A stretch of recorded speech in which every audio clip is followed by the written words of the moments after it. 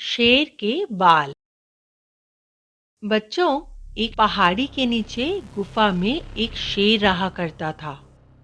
एक चूहे से शेर बड़ा परेशान था। शेर रात में जब गहरी नींद में सो रहा होता था तो चूहा चुपके से उसकी गर्दन के बाल कुतर देता था।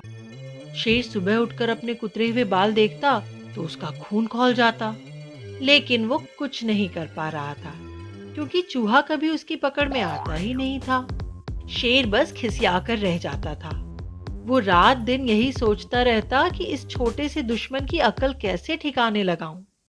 एक दिन शेर गांव की ओर गया और वहां से एक बिल्ले को उठा लाया। उसने बिल्ले को अपनी गुफा में खूब ताजा मुलायम मांस खिलाया। शेर शिकार करके खुद खाता और बिल्ले को भी ताजा मांस खिलाता। बिल्ले को लगा कि उसकी तो किस्मत खुल गई।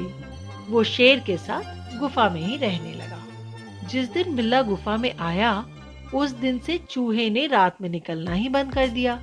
शेर की रातें बड़े चैन और सुकून के साथ बीतने लगी। बिल्ला भी मजे में था क्योंकि उसे बिना मेहनत किए बढ़िया खाना मिल रहा था। बस चूहा बेचारा परेशान था। उसे अपनी जान हथेली पर लेकर बिल से बाहर निकलना पड़ता था। एक दिन शेर जब शिकार करने बाहर गया हुआ था तो हिम्मत करके चूहा बाहर निकला, लेकिन बदकिस्मती से बिल्ले की नजर उस पर पड़ गई। बिल्ले ने तुरंत चूहे को दबोच लिया और मारकर खा गया।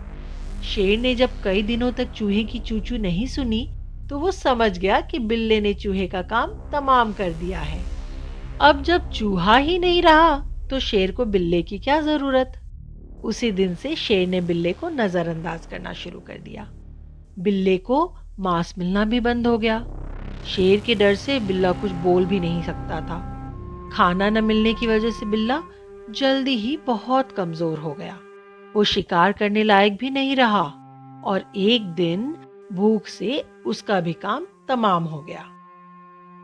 तो देखा बच्चों, इस कहानी से हमें ये शिक्षा मिलती है कि स्वयं की तुलना में अत्यधिक बड़े और बलशाली प्राणी से न तो दुश्मनी अच्छी होती है और न ही दोस्ती।